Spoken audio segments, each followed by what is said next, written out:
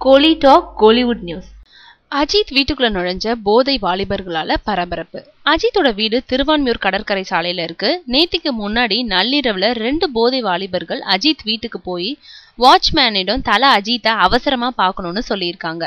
அவர் வெளியூர் போயிருக்கிறாருன்னு நாளைக்கு பகல்ல வாங்கன்னு வாட்ச்மேன் சொல்லியிருக்காரு.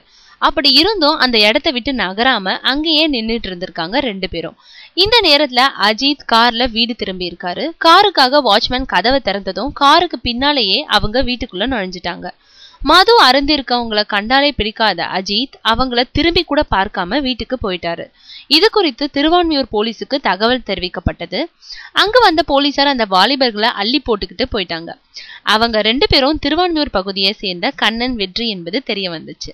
விடிய விடிய போதை தெளியும் வர ஸ்டேஷன்லயே இருந்த அவங்க மறுநாள், நாங்க அஜித்தோட தீவிர ரசிகர்கள், அவரை பார்க்க தான் போனோம்னு கதறி அழுதுருக்காங்க.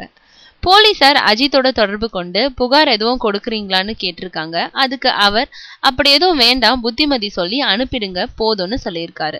அதை தொடர்ந்து அந்த வாலிபர்கள் விடுவிக்கப்பட்டிருக்காங்க.